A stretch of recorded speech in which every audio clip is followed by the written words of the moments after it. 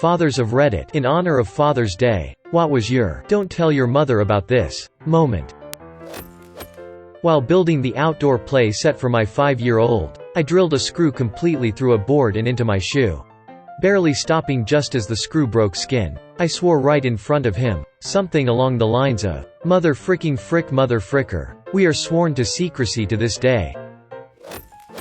Not a father, but I have a wholesome story of my own dad. I was born very early, at only 4 pounds. On top of that, or possibly as a result, I have a fragile immune system, especially so when I was young, and up until a few years ago, I got seriously sick, fever, vomiting, sore throat, the whole shebang, 5 times or more a year. I would become so dehydrated from vomiting or get such a high fever that at times, I had to be brought into the emergency room. As a result, I drank exclusively Pedialyte to counter that when sick, and I developed a serious distaste and hate for the stuff. My dad was responsible for bathing me one night to help me cool down. I must have been 6 or 7 at the oldest. We were on a vacation, and even as an adult, I always get really sick during or after traveling, and I had inconveniently gotten sick while we were staying in a hotel. I'd had a high fever, and my body was so sore and tired I'd slept for 24 hours. No one could wake me up, and I hadn't drank anything in that time, so my dad put in front of me a very big glass of Pedialyte and told me I had to finish the whole thing while I sat in the bath. I took it as obediently as I could, but a fourth of the way in, I just felt so miserable and mad that I started sobbing. My dad had this heartbreaking look on his face, and stroked my hair, near tears himself. It was late, and we were tired, so he wrapped me up in a towel, and put me in bed with he and Mom. My dad drinks a lot of Mountain Dew, and he told me that for every 3 sips of Pedialyte I get down, I can have a sip of soda to help wash out the bad taste. But don't tell Mom. I never did, and it's one of my favorite memories of me and my dad. My dad has passed away, so I'll tell this on his behalf. My sister was maybe 10 or 11. My dad was very worried and had been waiting all day for us to come home from school. When we got home, he pulled her aside saying he needed to have a serious talk with her. He said to her, "I was looking for a pencil, and found this in your desk," and pulled out a plastic baggie filled with some dried plant material. She said, "Oh, catnip." He thought it was pot. We would make little cat toys with catnip, and the bag had ripped, so she put it in a Ziploc bag. He sighed a huge sigh of relief and laughed and told her he thought she was doing drugs and asked her not to tell our mom. He was so embarrassed. Saying this in honor of my dad, as he is very old and does not read it. He once cut the end of my toe off as a baby, cutting my sharp baby nails, and my screaming brought in my brother. He joined forces to get me all bandaged up and told my mother I'd banged it into a wall or trapped it in a door or something. My mum found out, and by extension so did I. When I was 10, a wholesome one, for my mum's 50th birthday, he bought her a set of vintage diamond and pearl earrings and a necklace. I helped him choose them out. I'm never allowed to tell her just how much they cost. This last Christmas my 4-year-old helped my wife wrap one of my gifts. It was late, so I was working. The next day, while my wife was at work, she came running through from her bedroom first thing and yelled excitedly, "Daddy, Daddy, I helped wrap your gift. It's a surprise. It's a slushie maker." "Honey, that's awesome, but you aren't supposed to tell me that." I know, but it's a slushie maker. If you know not to tell me, then why did you tell me?" "Because I'm just so excited to make slushies with you." I was crying with laughter at this point and told her that it's an awesome gift, but to keep gifts secret. And I told her we wouldn't tell Mummy so she wouldn't be disappointed that I knew what it was. I ended up telling her that evening because it was just too funny and cute. Not a real "don't tell your mother about this" moment, but when I was little, my dad had a workshop in the garage where he'd do woodwork. I'd come out and talk to him while he worked, and he'd let me sit on the car that was parked in the garage. He framed it as something that was so bad and edgy and we couldn't tell my mom. And I was 5, so I believed it and felt so cool without actually doing anything wrong or dangerous. My dad, brother, and I went out to these dunes near where I live with bottle rockets. We each had an empty milk jug and each took like 20 bottle rockets for ammo. Then, we ran around launching bottle rockets at each other. I was the youngest, which made me the hardest to hit, so I won the rocket war. But yeah, Mom never found out. Daughter speaking for her father. In high school, everybody was always busy at work or clubs, so I was the first one in my household to get home nearly every single day. Dad was having money troubles that he didn't want to disclose to anyone.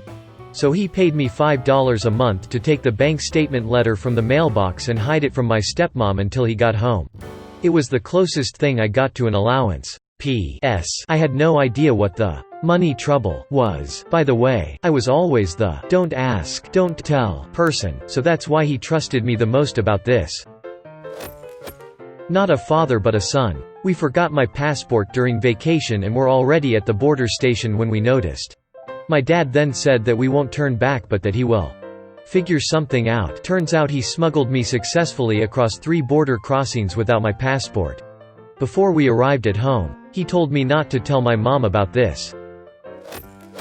In my second year of college, my best friend committed suicide. We were all pretty heartbroken, so my mom and dad drove up from the next province to be with me.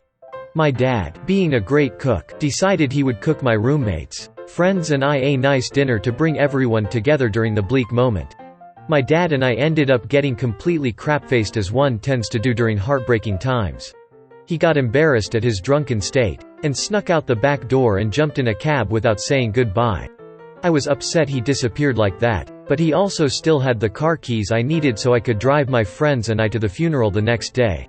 I called Haim and asked Haim to get out of the cab, and that I would meet Haim at whatever street corner he was at.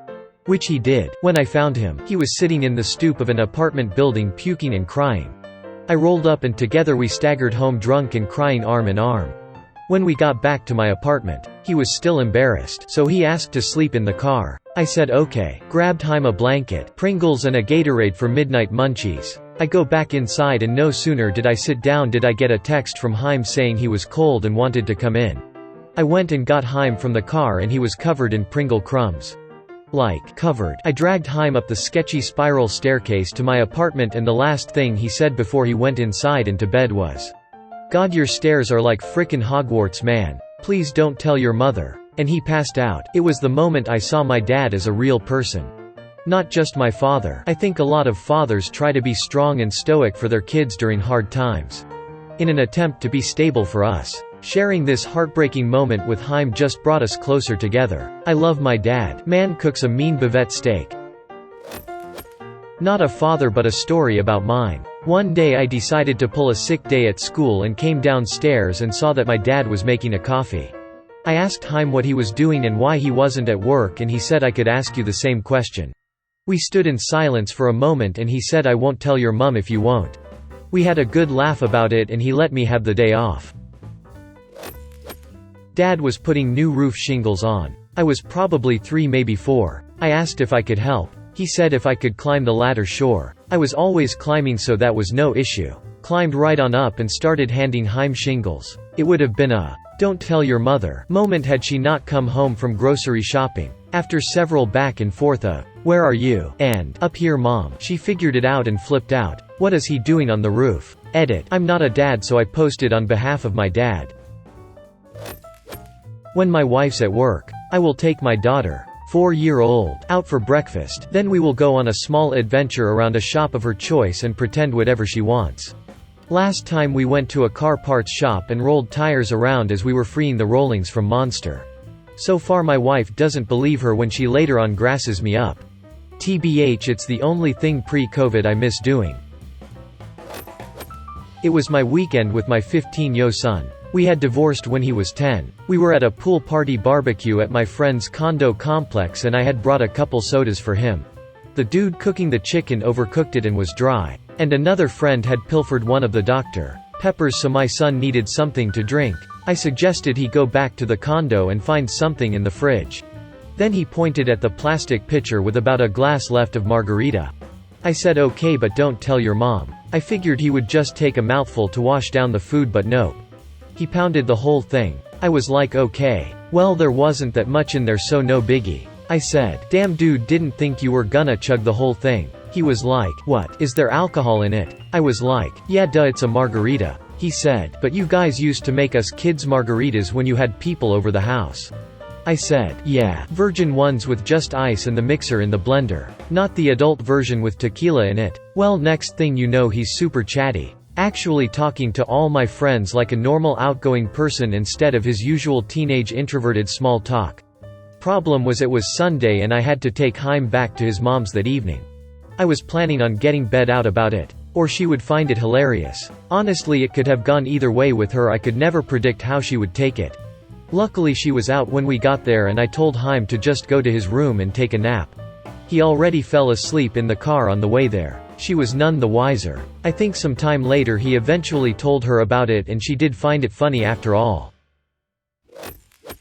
I took both kids out at around 13 to show them how to drive. Just in big empty parking lots or in the neighborhood, but they loved it and I enjoyed a little secret with them for a while. Not exactly because we were caught in the act, but here we go. When I was 10 years old I was in a head-on car crash with my dad and my little brother. My dad ended up with 2 shattered feet and he was in a wheelchair after getting out of hospital. Now my dad did stereotypical dad things around the house before this happened, and being stuck in a wheelchair was difficult for him. One day while my mum was out, it was just the 2 of us in the house. Suddenly I'm being called by my dad to go grab the lawnmower and the strimmer. My dad had decided to cut the grass while in his wheelchair. So 10-year-old me does as she's told and grabs what needs to be grabbed and plus everything in as told. I move what needs to be moved into the garden, but there's one problem. Dad can't get into the garden in his chair. The entrance is just too narrow. So my father, being the reckless and mischievous man that he is, comes up with a plan. He's going to lift himself up using the garden wall. I'm to collapse the chair and move it through and then reopen it so he can sit down. The pressure is on. Little 10-year-old me is ready to go. He gets himself up and we manage it in one try. After that, cutting the grass together was fairly simple, but by this point we'd attracted the attention of the neighbors. My neighbor from across the road was frantic when she saw what we were doing. Husbands from other households were joking my dad was making them look bad. Then, the jig was up. Mum was home. I didn't get into trouble exactly, but Mum never let us live down. Edit. Spelling. Edit. So this kinda blew up. Thank you for the awards. I'm gonna show my dad all the comments tomorrow. I'm sure he'll appreciate so much talk about his balls. TLDR. My wheelchair-bound father made me an accomplice in his garden mowing escapades. My parents helped me out with rent during college. They'd send me a check every month for $800, which was honestly really nice of them. My mom usually does it, but for whatever reason my dad did it once and spelled my name wrong on the check. Like Alicia instead of Alyssa. So it wasn't just a spelling error but also changed the sound of my name a bit. I didn't notice until I was at the bank in line at the teller already and I called my parents.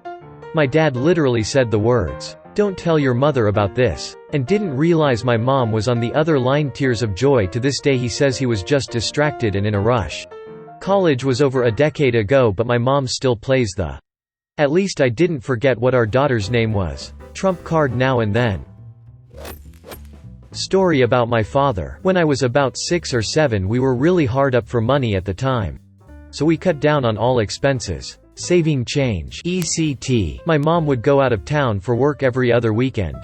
My dad would save up a few dollars over the weeks. Take me to Waffle House for breakfast. Go on a walk on the beach. Then take me home and let me play the I Spy computer game on his work computer.